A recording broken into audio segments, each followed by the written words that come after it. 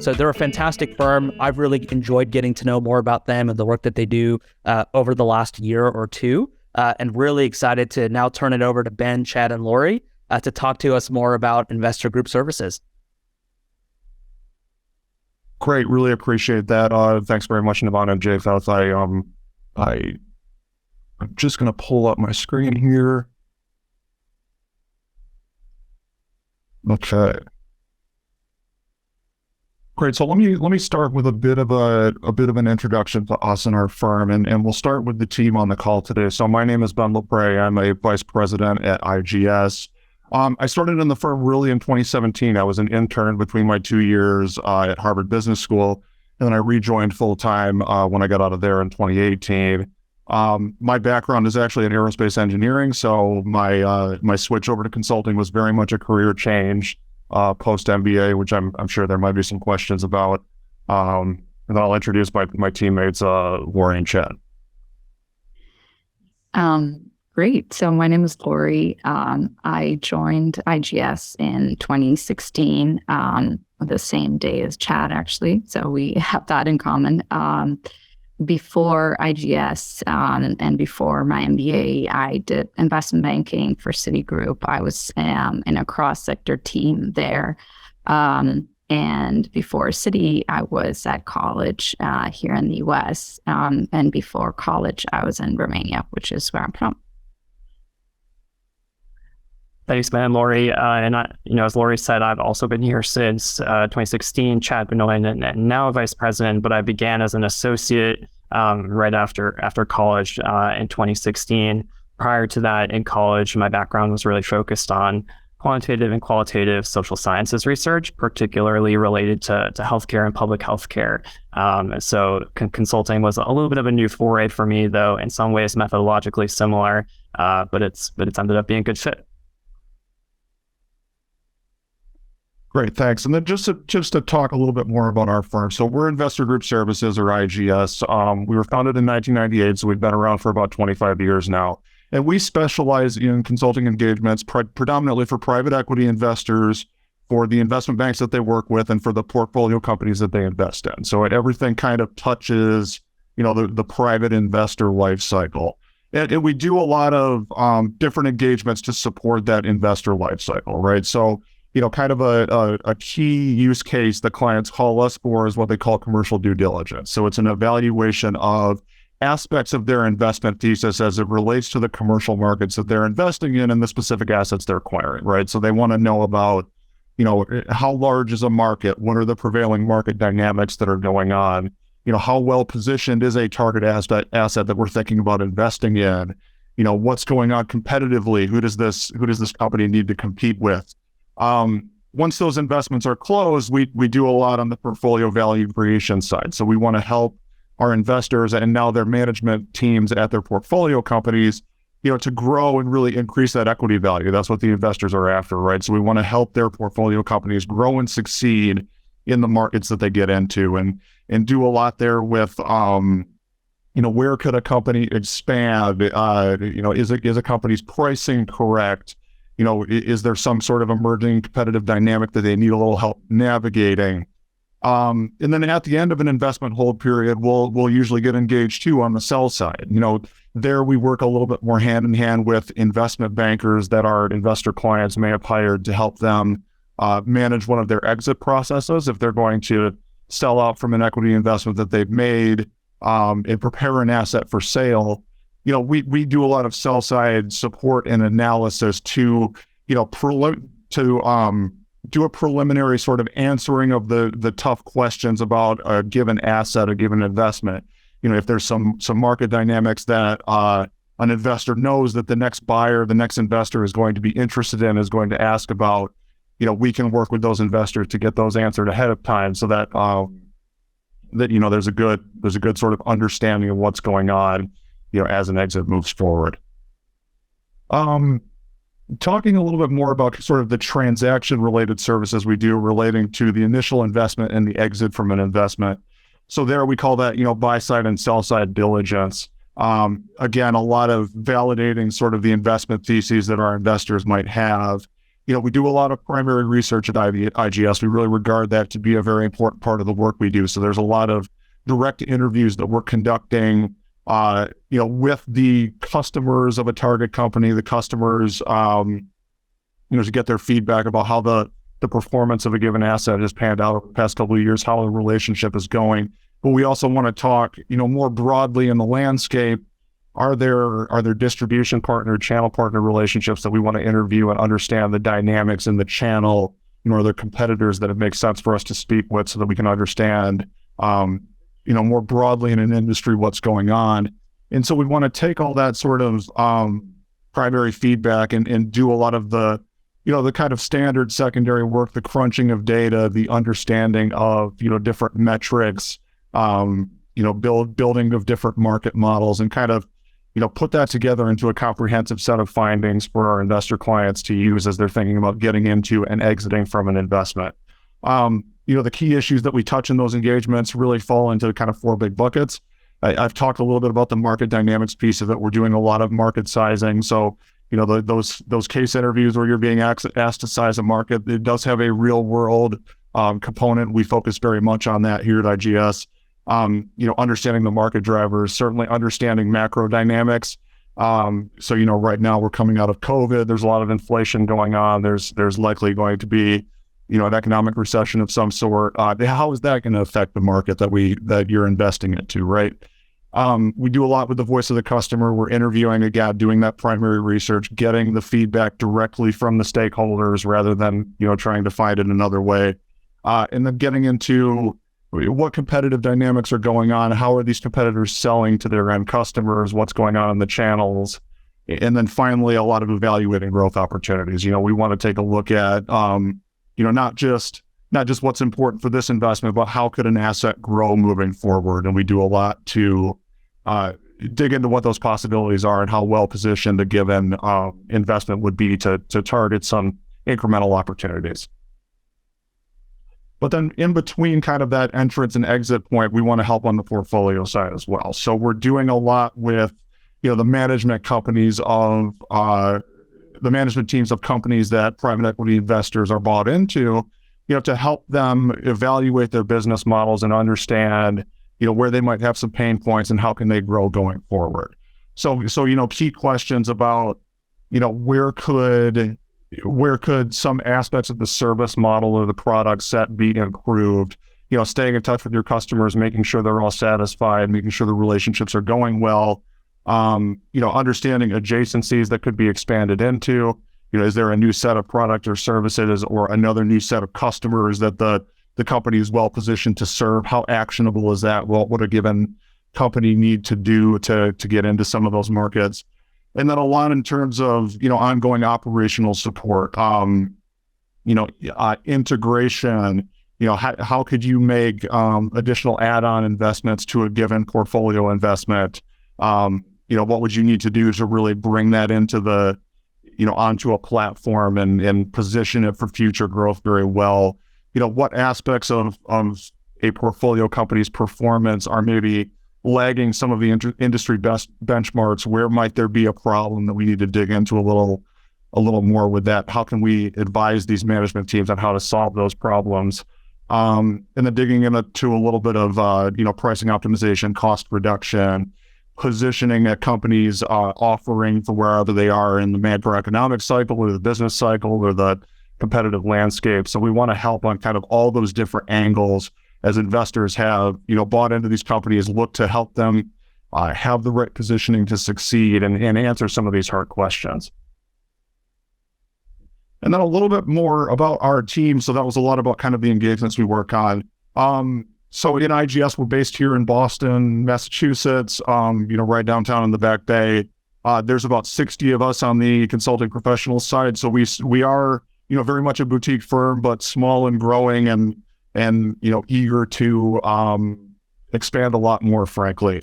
In terms of our roles, the 3 of us sit on the management team, but in terms of the broader consulting team, so we have consultants, we call them, are kind of our MBA level hires, though several of our consultants here at IGS have come up through the associate roles and don't have MBAs. And the consultants are really the ones who are responsible for kind of the day-to-day delivery on these cases. We do kind of smaller targeted timelines of, call it 3 to 6 weeks. And the consultant is really the one who's running point on that work product, and acting as, we call it a little bit of like an engagement manager. We want them to kind of own that analysis and become the subject matter experts.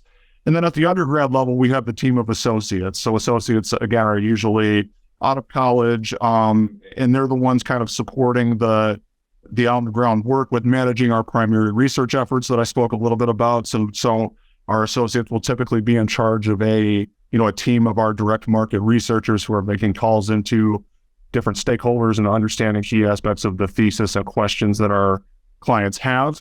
And then they'll be digging also into a lot of the, the market modeling, the quantitative analysis, the, pulling metrics, understanding data, understanding what it all means so that we can kind of quantify some of these market trends and understand how large a market is, understand how fast it's growing.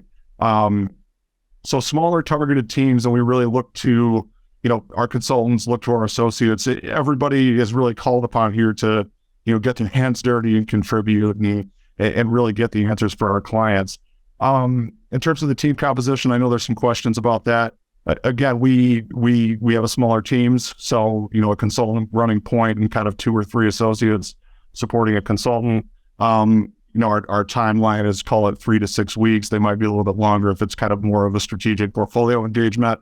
And then all of our consulting professionals are kind of double staffed. So you're working on 2 things at once. By virtue of us being a smaller firm, you get a lot of great exposure to both our senior management team here at IGS and to our clients. There's not a lot of kind of bureaucracy around who gets to be in front of a client, who gets to present analysis. Again, we want everybody to get their hands dirty and really dig in and contribute to executing on these engagements. And then we as a firm do hundreds of engagements a year. So the great thing for our, junior consulting team members on that is, you're kind of constantly getting exposed to new industries, new markets. Again, you're working on 2 things at once. So you get a good breadth of experience, right? We like our junior team members to be generalists. Nobody really gets kind of pigeonholed as like an industrial person or a consumer person. Certainly Chad and Lori and I have a very broad set of experience. We've each worked on over 100 engagements at this point at IGS. We've kind of, done the whole breadth of what our clients are investing in. So that's a great thing for our small team here. And then in terms of our delivery model, we are not a travel first model. A lot of our client meetings are held virtually. So it's not kind of the Monday to Thursday travel thing that you see with some other consulting firms. We do a little bit of travel here and there, but it's certainly kind of a stay home in Boston model for us. And then finally, in terms of our industry expertise, again, it's very, very broad. These are just kind of 5 verticals to show as an example here. Do a lot in the business services realm, do a lot in the consumer realm. Healthcare is certainly a very hot button area for our clients, and we do a lot of engagements there. And then, technology platforms, industrials, these are kind of areas where we have hundreds of recent engagements. I mean, those totals on there in terms of how many recent engagements we've done are just in kind of the past 3.5 years. And then in terms of our client base, we work with a very broad cross-section of middle market private equity investors, some of the bigger funds, some of the smaller funds as well. But we have over the years worked with hundreds and hundreds of different investor shops, with a lot of different focus, a lot of different investment theses. And it just gives us kind of a continued, ability to bring this breadth of expertise and get a lot of reps and kind of, bring all that experience and so many engagements to bear for our clients. So that's a little bit about IGS. And I think, there'll be a lot of questions coming out of that, but.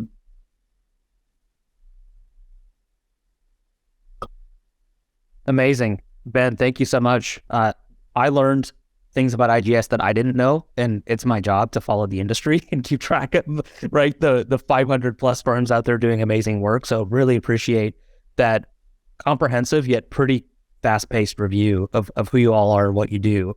I've got a few follow-up questions, and since I'm running the call, I'm just going to skip to the front of the line and ask mine first. So I'll just say for those of you who are on the call, if you've got questions, go ahead and utilize the link that Japheth popped in the chat. Use this time to submit your questions as I'm asking mine. I bought you a little bit more time here. And then as soon as I'm wrapped up with my questions, we're going to open up the floor so that you can ask your questions directly. Ben, first question for you, Chad and Lori. I'll let whoever wants to take this, take it. But you mentioned early on in your presentation, there are really three types of work that we do. You get your commercial due diligence, you get your portfolio value creation, then you get your sell side support.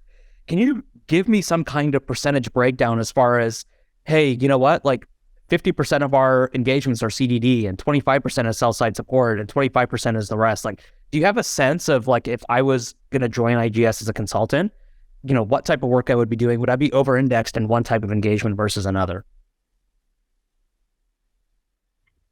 I can start and team feel free to add. But so, historically our focus has been the buy side. So we, take a very impartial look at an investment thesis and at a target for an acquisition across the many different industries, like Ben described, with some sort of portfolio engagement and some sell side work as well.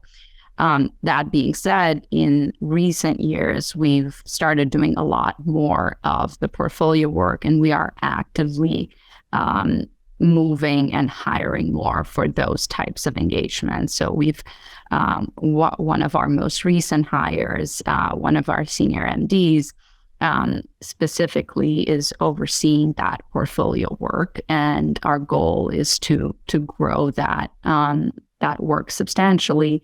And what that means for the new hires is definitely the opportunity to get exposure to several things. And because we're a relatively small team, we can offer that exposure quite flexibly, and we can allow people to try out commercial diligence and try out sell side work and try out some strategy work too, and see where they operate best, what they like best, and what fits their skill set and the things that they want to learn about.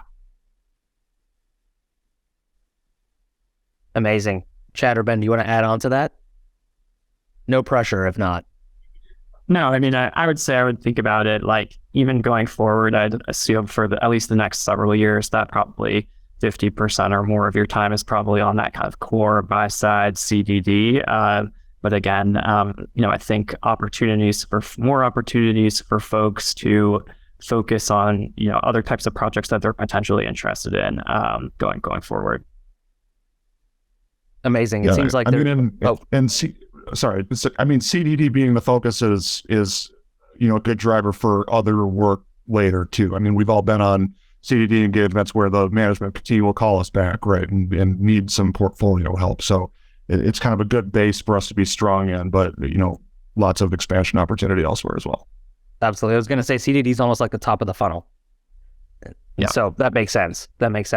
Follow up to that, you also shared, Ben, like a snapshot of some industries that you all have strong partnerships in.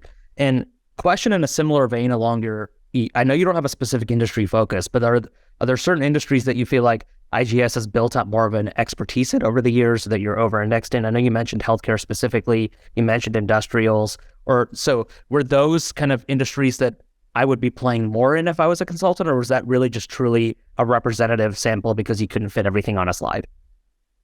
It's mostly the latter. Okay. We are focused on kind of middle market, lower middle market investors. Now, by virtue of that, there are some industries that the middle market and lower middle market likes, sure. Right? They like business services and healthcare and stuff that scales well. So, there are a couple more engagements on kind of the business services, industrials, some of those engagements. We do see those a little bit more often.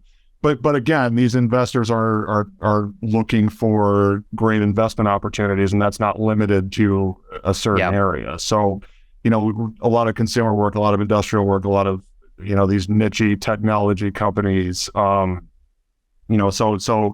it was kind of the 5 verticals that fit on slides well. But I know the 3 of us have all done an incredibly varied number of weird little businesses. I've done a business that sold used Ferraris. I've done kind of a luxury towel brand. I've done, a lot of kind of little stuff like that.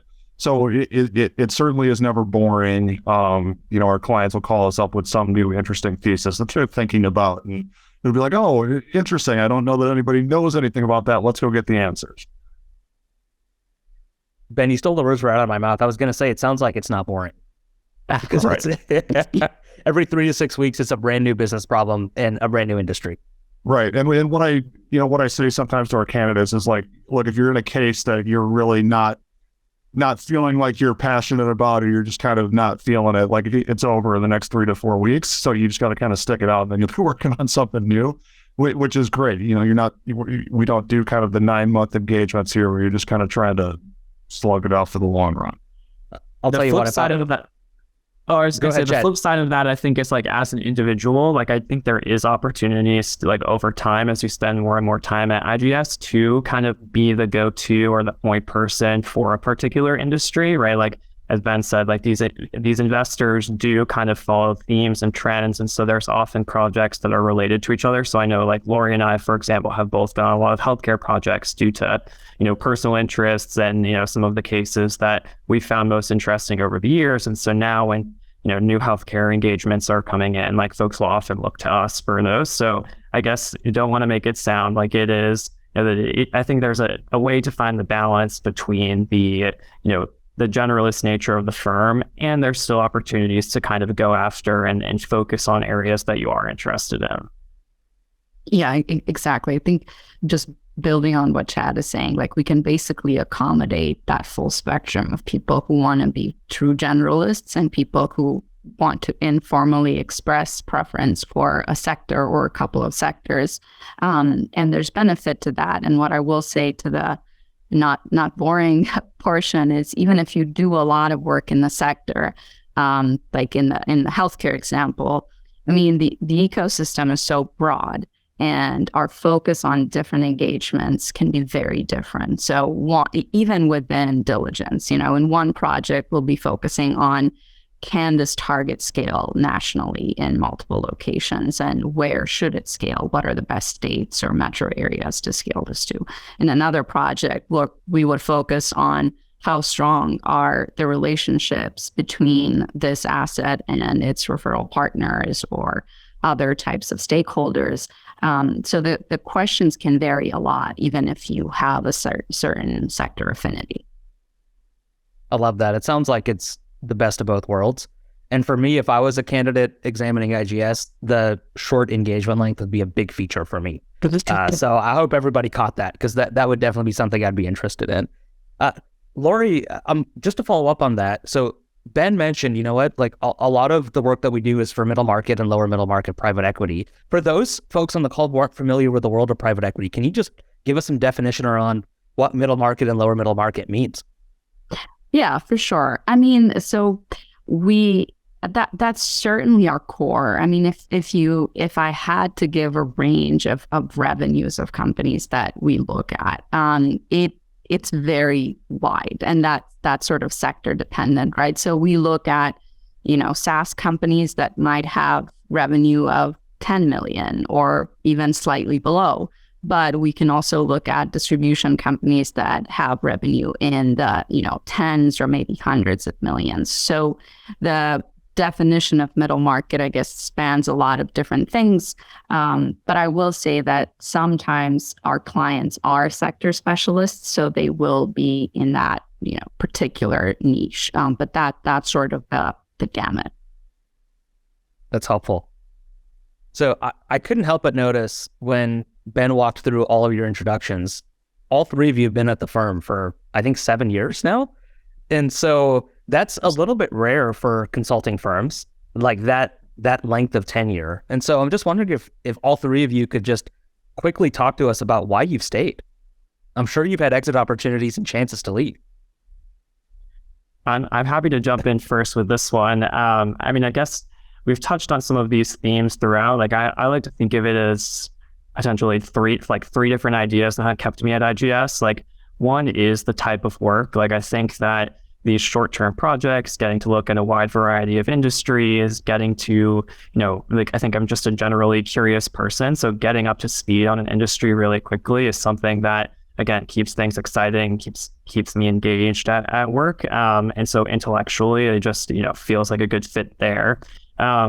Second, I guess I would say the people at IGS, and hopefully you don't have anyone that comes on here and says that their people are awful, but I think at IGS, we do have like a really strong culture of smart, nice, hardworking people in a really collaborative environment. And so, over the years, even as people who have, come and gone from IGS, I'd say like, close to 7 years, like there's no one at the firm currently or that has been at the firm that I haven't looked forward to being on a project team with. And I think that sort of culture just is genuinely not that common, at least based on, friends and family and other sectors.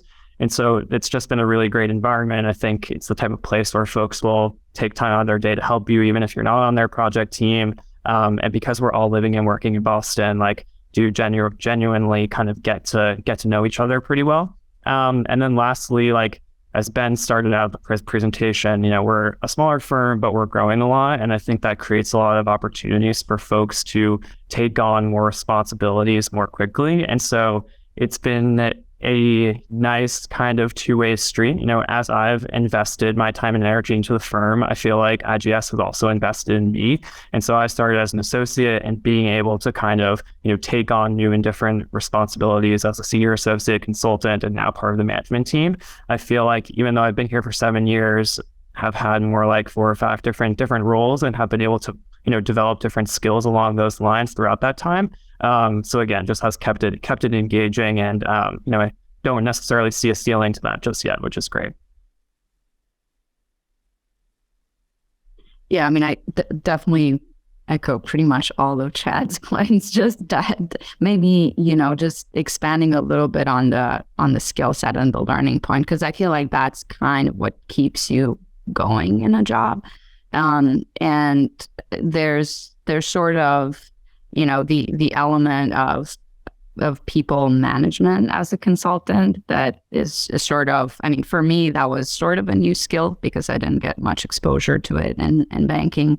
And you get that kind of right out of the gate as the consultant. And that, I think, is one of the most rewarding parts of the job, to feel like you're teaching people something. They generally enjoy working with you. You kind of assess where they are on their learning curve and try to sort of push them along that learning curve or expose them to something new that they'd be interested in. And so that's one of the things that I've found most rewarding, is just working with associates and feeling like they're getting something out of the work, and getting value out of the work. So that's been great. And did all that for me pretty much. I don't have too much incremental to that. It has continued to, I continue to learn, right? I continue to get new experiences that I don't have. I continue to meet and work with smart people. So it's just kind of professionally for me, continuing to check a lot of boxes, and it's kept me here over the years. I love that. And I can verify through my limited experience, smart and nice people. And that combination is not always easy to find. So thank you all. Chad, I had a quick follow-up for you. You mentioned, as you were talking about why you stayed, right, the opportunities for advancement, and that you feel like you had 4 or 5 different roles in the last 7 years.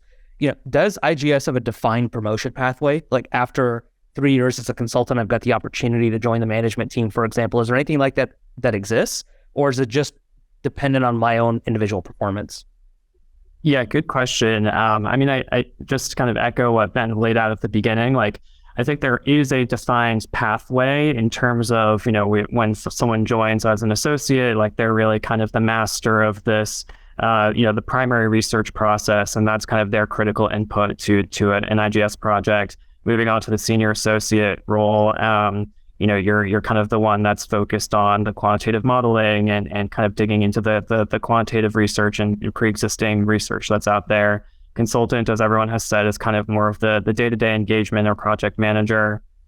We have a senior consultant role that really is, when that day-to-day consultant is starting to kind of develop and build upon their own client relationships as well. And then, the building further on that as part of the management team. So there is a defined pathway. I'd say we don't necessarily think about it in terms of kind of hard timelines. I think you can go to any of our LinkedIns or the LinkedIns of others at the firm and kind of get a general sense for it. What we're really looking for is kind of mastery of each of those particular skill sets at each level, because again, it is kind of a different role. And so as folks kind of master those skills, but then also show like eagerness and initiative to move on to the next thing and kind of continue to build new and different skills, there's opportunities for kind of formal and informal feedback that, that dictate those promotions. So the timeline isn't always the same for everyone, but there's that pathway, and generally, I think again the firm is super collaborative and supportive, and hopefully, we look to guide people along that pathway through both the formal and informal feedback. Yeah, that's helpful. And Lori, I'm wondering if you could build on that and talk to us a little bit more about the mentorship and professional development opportunities that are available at IGS. Chad just mentioned formal and informal feedback. Are you able to give us more definition around what that looks like? Yeah, for sure. So there's quite a lot of sort of both structured and unstructured, I guess, opportunities for that. So in terms of mentorship and training, so obviously we start with the formal training that kind of lays the baseline, and then we have periodic formal training after that for, whether it's a specific software tool or specific sector or specific type of analysis that we do. Aside from that, especially for new joiners, we have sort of a shadow system where you get staffed with someone who's at the same level for the first few cases. So you can kind of learn the ropes. You're comfortable asking these questions. And you also get allocated sort of a peer mentor, but you're also part of a mentorship group where you have people sort of from across levels. It's a small enough company that people feel free to ask questions either within or outside of that mentor group. You work with a certain team and you get along well with someone on a specific project, then you want to ask them for feedback real time, or you want to ask them for career advice later on. All of that happens basically all the time. So that sort of, and I think that part of that is the culture, because it's relatively smaller and more informal, and there isn't as much of a barrier between management and consultants and associates.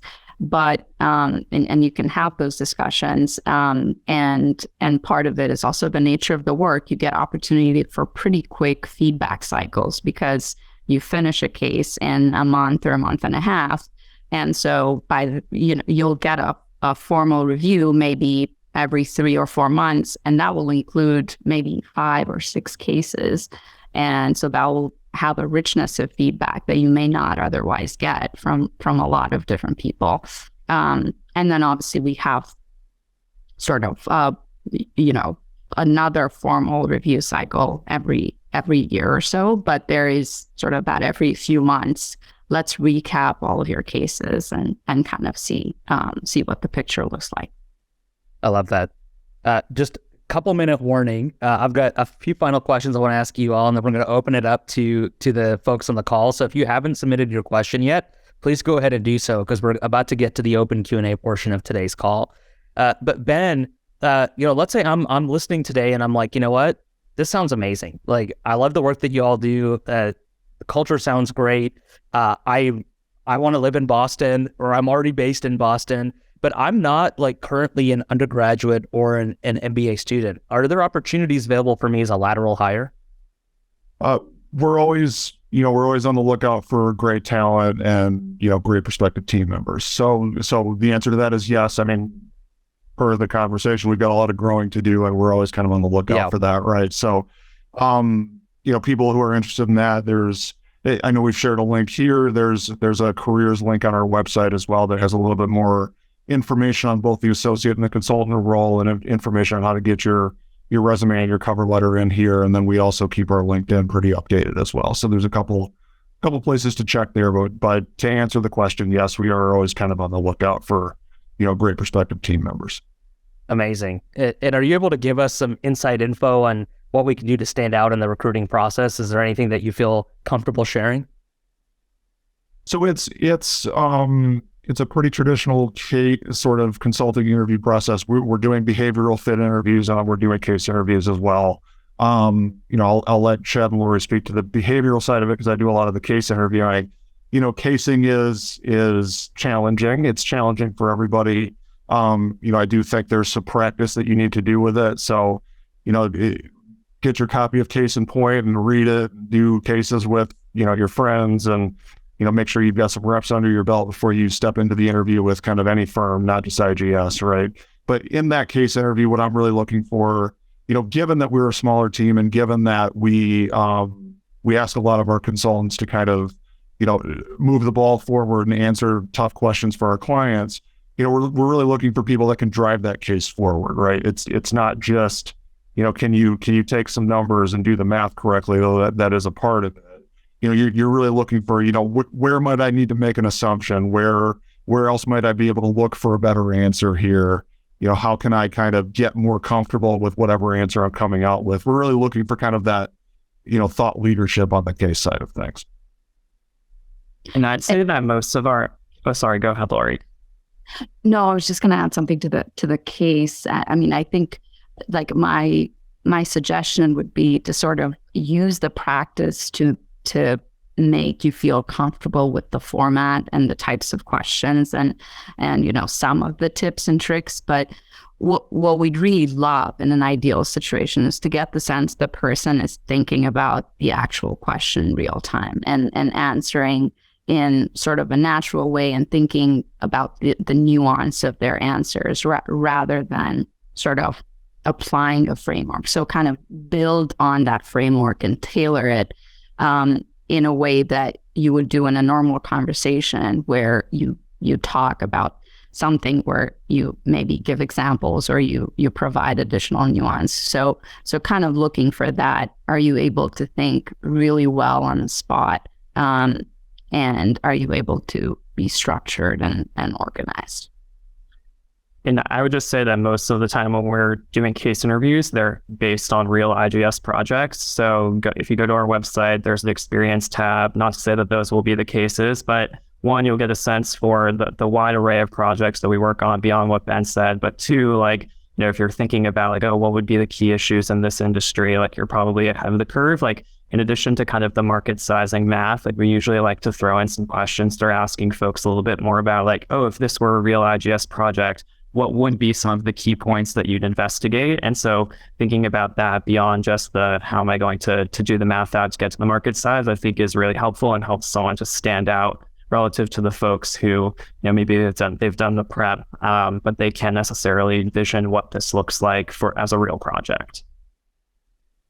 All fantastic tips, not just for IGS, but I think just for casing in general as well. So thank you all.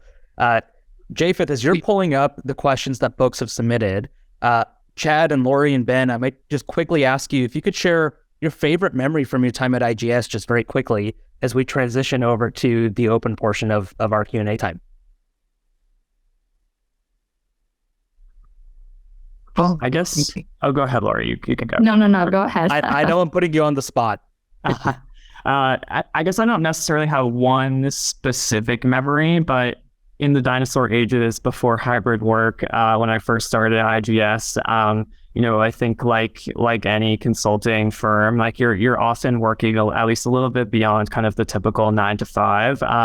And so that often led to kind of, for whatever reason, no one had a work from home setup back in 2016. That thought never occurred to us. So we'd often kind of be in the office working until we were kind of done for the day. And that meant that we would have kind of order in dinner together or go get dinner together and have sort of, again, we're all in the office, we're not traveling. So having those kind of family style dinners, there's one part of our office where that would always happen. And, it was just a nice respite from a busy day. And I think helped to solidify, friendships and relationships that I still have with IGSers who have maybe moved on to do, other cool things since then, but folks that I still, really value the time that we spent together at IGS.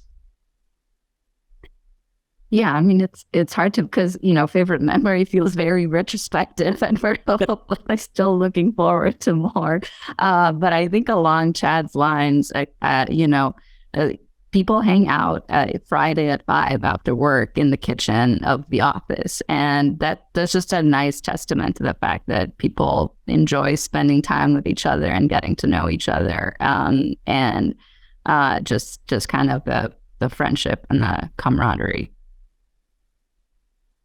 Yeah, and then for me, it's just, again, the culture of support and everything. I remember a case that I did a little bit pre-COVID, very big investor, very demanding, just kind of got our butts kicked for a couple of weeks. And at the end of it, was really proud of the work product we delivered. But, me and my team, we were all just pretty exhausted. And, the vice president that we were working with at the time said, let's pack up at 6 today. I'm taking you guys for steak. So he took the whole team out to a steakhouse downtown here, and it was just a nice kind of exhale after a pretty demanding case. And just, it was really great that the kind of leader of our case team like that was able to kind of manage the idea that we were all a little burnt out after a couple of weeks. But it was a great experience that I always look to. I love that. That's I think that's a testament, like Lori said, to the culture that you all have built. So, Japheth, I'm going to hand things over to you. I know we've got a ton of questions that have come in, so I'll let you go ahead and direct those to the team here at IGS. We do. We've had a ton of questions coming in, and man, it looks like I'm going to need to apply. Just hearing that there's a kitchen in the office, that makes me happy. It's awesome. Well, let me just start from the top. So folks, if you haven't already, just scan the QR code here or go to the link, enter the passcode to submit your question. And then feel free to browse the questions and upvote for the ones that you would like to have answered. That just lets us know what are the most popular ones so we can kind of direct those to the team. And all right, here's the first question. Ben, maybe I'll direct this to you, and y'all have alluded to this, but just want to answer it explicitly. Does IGS accept applications on a rolling basis, or are there certain application deadlines or recruiting timeline that candidates should be aware about? So again, we're always on the lookout for kind of like, great live hires. So we'll accept applications. We're kind of in late February here. We're kind of, finalizing our slate of recruits for this coming summer. But certainly after that, we'll be looking to continue to add to the team. So, again, it's kind of a mushy answer, right? But it is kind of very fluid for us. If there's a need, we're always looking, and, always looking to hear from people. Absolutely. So now is a great time to apply, it sounds like. All right. I know y'all are located in Boston. A lot of folks are interested, if I were to apply and get a job, like, do I have to relocate to Boston, or are there opportunities for remote work? So I think for now, we kind of have the Boston office, and I think, with few exceptions, like, we're all kind of living and working in Boston. I'd say, as we've been alluding to throughout the call, like, lots and lots of growth plans. And so, I think that, there's opportunities where we will be looking to open offices in other cities, and potentially, I think for IGS, like, the type of very collaborative work that we do does probably work best with at least some in-person interaction from time to time. So I think, we're a small company, opportunities to be flexible, more offices coming down the line, but probably in the immediate term, if you're willing to spend some time in Boston, that probably puts you, on a competitive footing with other candidates. And Boston is a great place to be. Just to say that, it's a very fun and livable city, which is awesome. Absolutely. So go visit Boston, check it out, see if it's a place you'd like to be at. All right, next question that we've had a lot of popularity around is, folks are interested, if I, do I need to have previous consulting or mergers and acquisitions experience in order to be able to apply to a role at IGS? So, no is the short answer. I think we definitely rely on the interview process to figure out the fit and the relevance of the experience. But and we look at the resume holistically. I mean, consulting is one of the sectors where a lot of different relevant experiences is helpful. And obviously, there's some things that you can make a case for that are relevant. Like if you've done some type of analysis before, if depending on what type of work experience or what kind of educational experience you have. But we genuinely do look at that on a case by case basis, and we don't have a prerequisite screen like that. Amazing. All right, that's helpful. All right, we're gonna keep moving down the list here. We've got some folks that are not from the U.S. or Canada, and so they're curious. Do you sponsor international folks? We do. So we don't want that to be a barrier to hiring the right people. So we do. Okay, that's awesome. Well, folks, you heard it here first. All right, and for the IGS internship, is there a timeline, other application deadlines to be aware for that? So I believe we're still interviewing for our MBA internship, but it's sort of the sooner the better because we're filling out those roles. Absolutely. All right. And we've had a few questions we got a few PhDs and other non-MBA advanced degree candidates on the call. And I think I know the answer to this, but just want to get it out there. Do you have opportunities for PhDs or other advanced degree candidates at IGS? Yeah, same as what Lori said before. Like we're kind of really evaluating every candidate on a case by case basis, and again, no background is wrong. Likewise, no particular background that we're necessarily looking for. Again, looking for those smart, nice, hardworking people who are genuinely interested in joining us. Absolutely. All right, what does it look like in terms of client-facing experience? How often is a consultant or an associate going to be getting that face time with the client? I can take this one. I mean, I think that, to differing extents, like you're going to have client interaction on every case. It's not the sort of thing where Ben, Lori, and I would be interacting with the client off to the side, and then you're left off the email chain or getting the message filtered down the food chain. You're the one. You're there on the emails. You're there on the phone calls. Having that client interaction. I think again, like as you kind of move up, like there's really quickly opportunities to contribute to client calls and talk about, the slides and the findings that you've made, even if you're not necessarily the point person right from the get-go for the whole call. People will look to you to answer questions. Like, as the consultant, you're the subject matter expert. And, I think, again, there's opportunities for folks to have as much client interaction as they want as soon as they've kind of, demonstrated their ability to have that subject matter expertise. And, I definitely haven't found that a barrier, during my time at IGS. I think that there's been a bunch of opportunities for client. Ben and Lori, I don't know if you have anything to add there. No, I definitely agree with that. And I know, me as a VP, if I'm on a call with a client and I'm kind of leading it or something like that, a lot of the times the client will have a specific question about a piece of primary research that we gather, that we heard something from, some stakeholder. And again, our junior team members, our junior associates are the one managing that. So oftentimes I'll have to kick it to, somebody who's very junior on the team to kind of update our client on that. And I'm definitely not afraid to do that. So I want to pull in kind of the small teams that we do have and pull on all the expertise that I got when I'm in front of a client like that. So it's very much an opportunity to be in front of somebody. Okay. Yeah, I could definitely echo that. And like my ideal situation is where the consultant, wants to be part of the presentation and wants to take the lead more. So then we basically offer those, do you want to present this portion? What are you comfortable with? and kind of we assess the level of comfort so we don't throw someone in the deep end, but also offer opportunity to interact with the client. That's awesome. So there's plenty of opportunities for that client-facing experience, and you don't throw them in the deep end, but you give those opportunities as folks are ready. Yeah, that makes sense.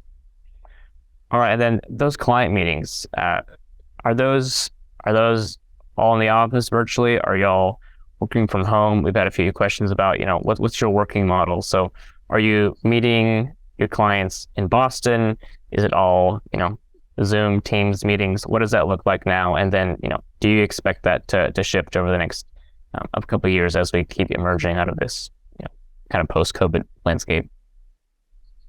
I'd say that most of our client interactions are virtual, like over Teams or Zoom, which is nice. Like again, pre-COVID, we often did everything over phone calls. And so your clients, but I feel like adding the visual has added like a great layer of kind of getting to know someone and a little bit more of a less formal way. You can see their smiles hopefully on the other side of the screen there when you're presenting something. So in terms of client interactions, I'd say most of it is virtual. Though we obviously, there's lots of clients here in Boston and New York where we do kind of go visit them from time to time, and other in-person meetings here and there. But I'd say that's not necessarily typical for a given project. And then I guess just to reiterate, like our working model, like it's a pretty hybrid, flexible environment in terms of kind of your day-to-day casework, where we have the office in Boston, but you're not expected to be here all the time. I think we look for folks that are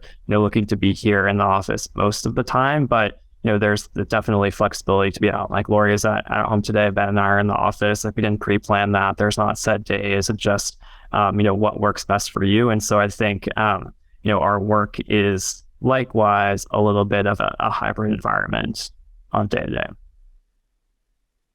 I love that. Fluid and flexible, again, giving employees the ability to kind of choose what works best for their lives and schedules. A quick follow-up to that, are you all traveling right now? Like, if I'm a consultant, am I expected to travel, X days out of the week or the month, or is that pretty limited? No, it's fairly limited. And so like Chad said, I mean, there's, if there is a convenient in-person meeting, then we'll take the opportunity to do that and have that readout in person. But there's no sort of minimum expectation. As you do more business development, there is more of that travel, but that's not a number of set days. That's just an expectation to essentially go see clients and meet them face to face and discuss. Absolutely. Oh, we've got time for a few more questions. So let me see here. This one's regarding interviews, specifically the market sizing aspects of that. A couple of folks are wondering, how does IGS approach these types of market sizing cases? Well, I can start, but definitely Ben, please add. So, and I think so. Like Ben was saying earlier, we work on a lot of different markets. So you might the market sizing exercise might be very different in terms of the product or the service that we'd be asking you to size. We wouldn't ask things that are not commonly known, or at least without a reasonable definition, or things that don't lend themselves to back of the envelope math. So things that you would be able to make assumptions on. So that we're thoughtful on which cases we pick to actually give to you to estimate market size on. But what we look for is really just a clean structure for how you're going to approach the market. And kind of answer first is great, where you don't dive into the weeds of the market before you describe the high level equation or approach.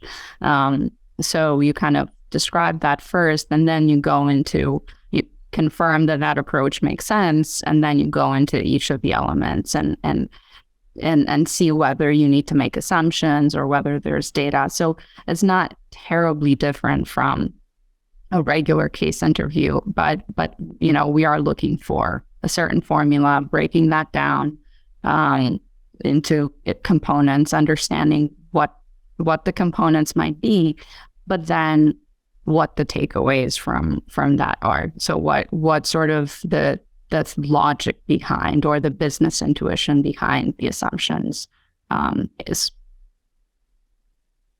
Yeah, I agree with all that.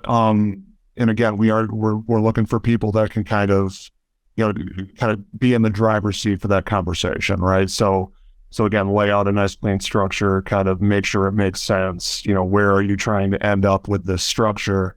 And then from there, right, like the math is just kind of a table stakes thing. You want to do the math well, don't lose a bunch of zeros or make a bunch of calculation errors or something like that. But really, again, it's not something that you need a PhD to be able to solve or something like that. You just need to be clean and kind of communicate very well where you're going with things.